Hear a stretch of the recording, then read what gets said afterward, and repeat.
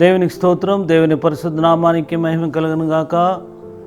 దేవునికి ప్రియమైనటువంటి వారందరికీ కూడా యేసుక్రీస్తు నామమున మీకు వందనాలు తెలియచేస్తూ ఉన్నాం.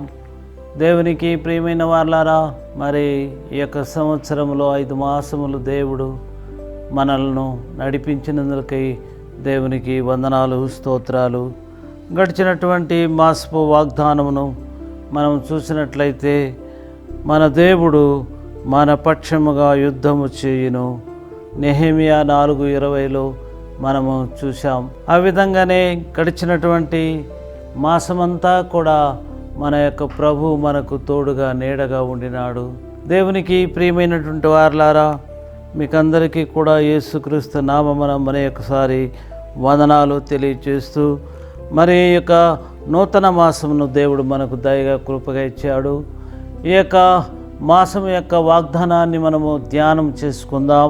మరి యెషయా గ్రంథములో 62వ అధ్యాయము 4వ వాక్యములో ఇలాగో దైవజనులు మనకు తెలియచేస్తూ ఉన్నారు. విడువబడిన దానివని ఇక మీదట నీ వనబడవు, పాడైనది ఇకను నీ దేశమును గూర్చి చెప్పబడదు. యెషయా ప్రవక్త 62వ అధ్యాయంలో మరి ఇలాగూ తెలియచేస్తూ ఉన్నాడు. యెరూషలేము యొక్క స్థితిని గురించి, ఆ యొక్క యెరూషలేము యొక్క రక్షణ గురించి ఆ ప్రవక్త గారు మరి మొరపెడుతూ ప్రార్థన చేస్తూ ఉన్నాడు. దానిని ఒకసారి ధ్యానం చేసుకుందాం. సియోను నీతి సూర్యకాంతి వలె కనబడే వరకు, దాని రక్షణ దీపము వలె వెలుగుచుండు వరకు సియోను పక్షమందు నేను మౌనముగా ఉండను, యెరూషలేము పక్షమందు నేను ఊరక ఉండను. జనులు నీ నీతిని కనుగొనును. ఆమేన్. 62వ అధ్యాయంలో 1వ వచనంలో ఎలాగో తెలియజేస్తూ ఉన్నాడు.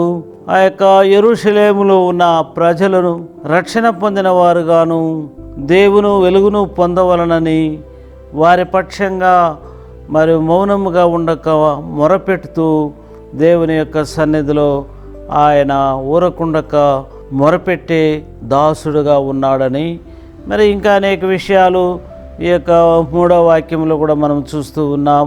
నీవు యెహోవా చేతిలో భూషణ కిరీటముగాను, నీవు దేవుని చేతిలో రాచమకుటముగాను ఉందువు.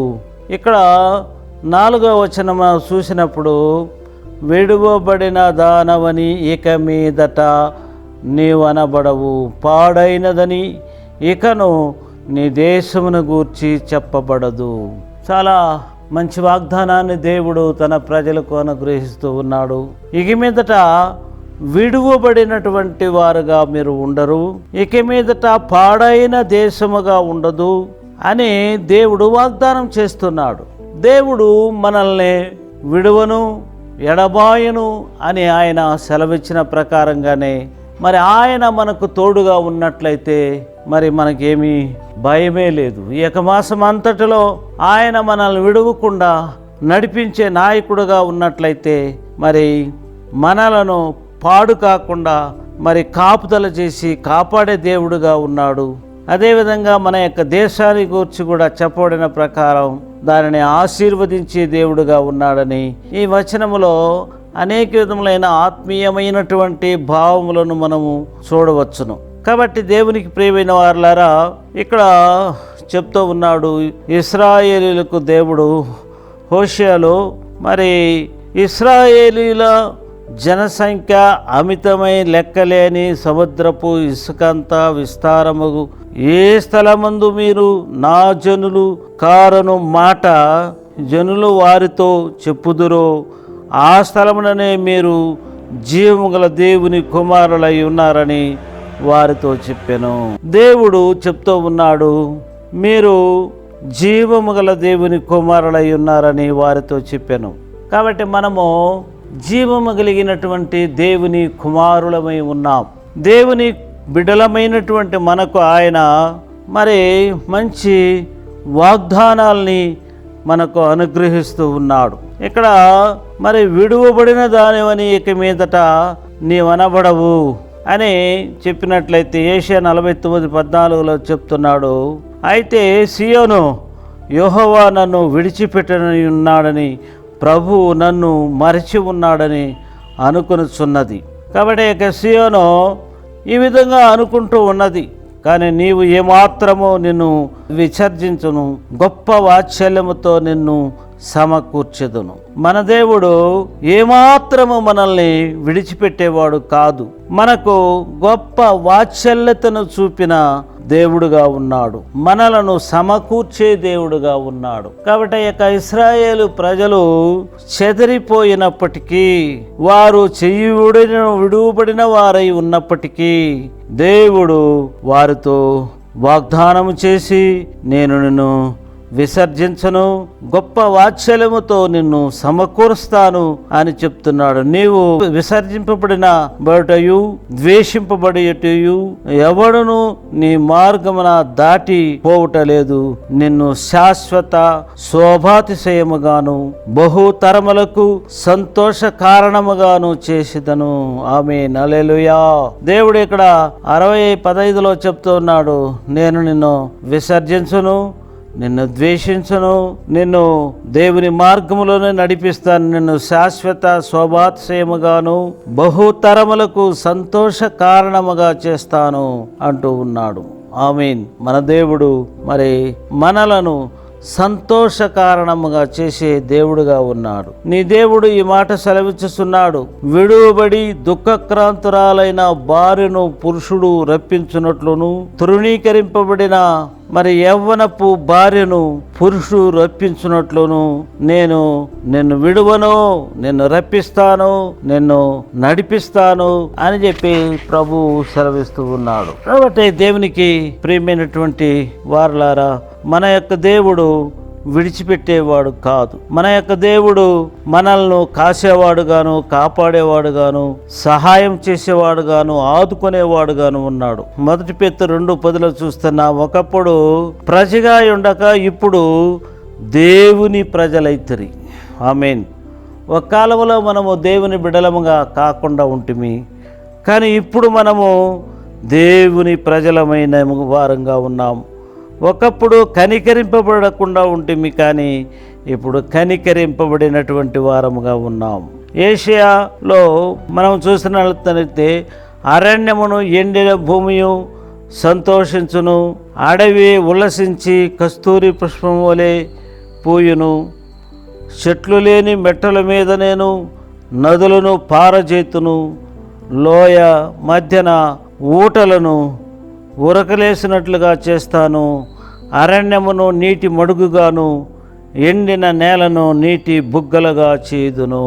ఆమేన్, హల్లెలూయా.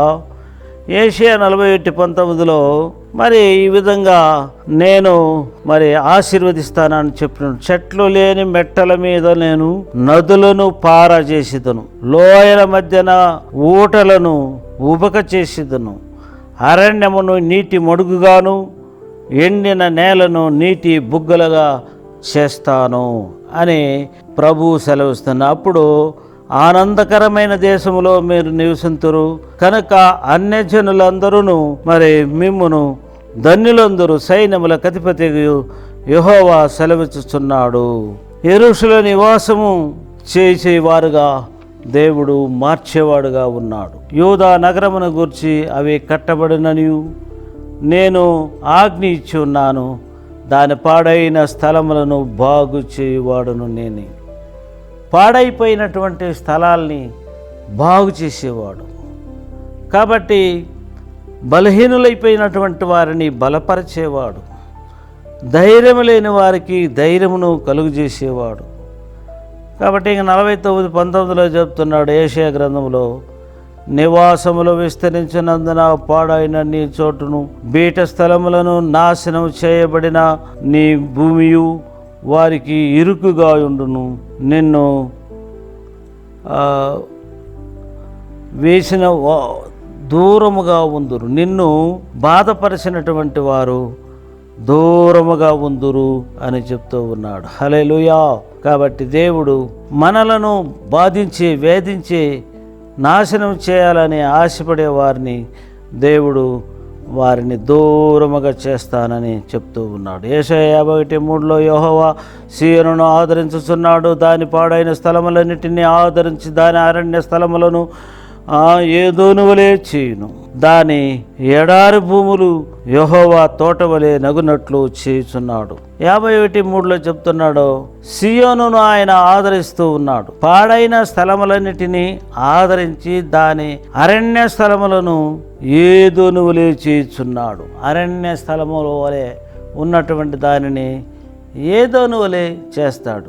ఆదిలో దేవుడు ఆదాముని ఆ ఏదోను తోటలో ఉంచాడు. ఏదోను తోట చాలా అందంగా అన్ని రకములైన పండ్లు అన్నీ ఉన్నాయి.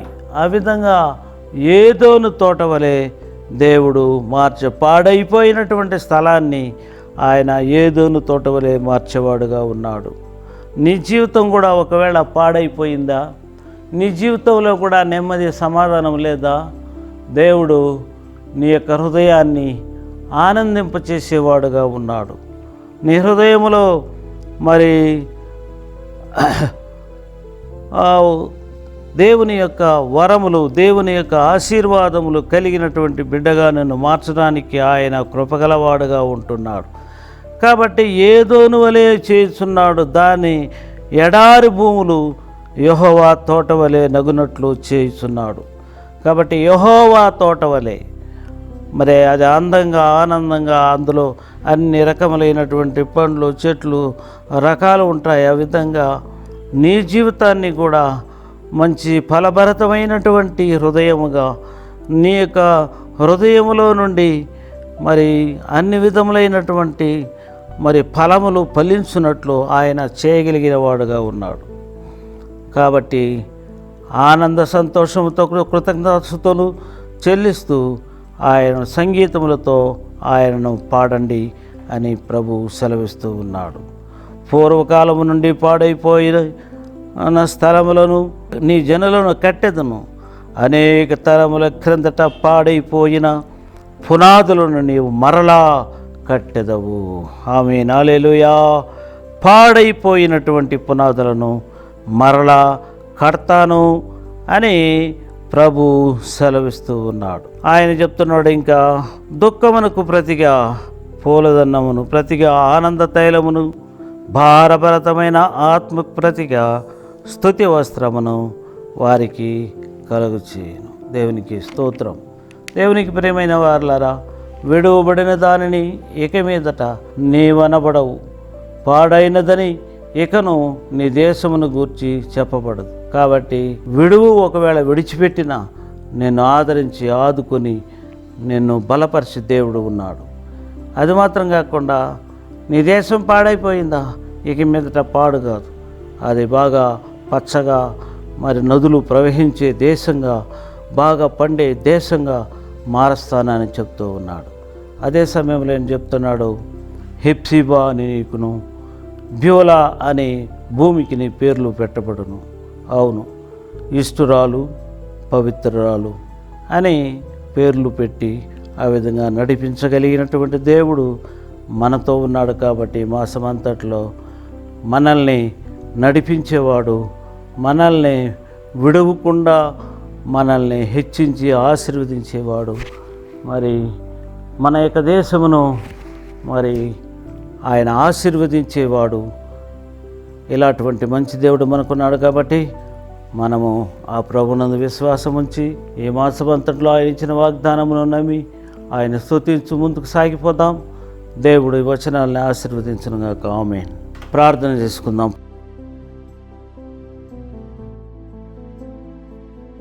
పరిశుద్ధుడా, మంచి దేవ, నమ్మకమైన తండ్రి, యేసునామమున స్తుతిస్తున్నాం. నాయన 62వ యెషయా గ్రంథములో చెప్పబడిన ప్రకారం విడువబడిన దానమని కాక నా తండ్రి నీ దేశమును నా ప్రభువా మరి ఆశీర్వదిస్తానని వాగ్దానం చేసినావు.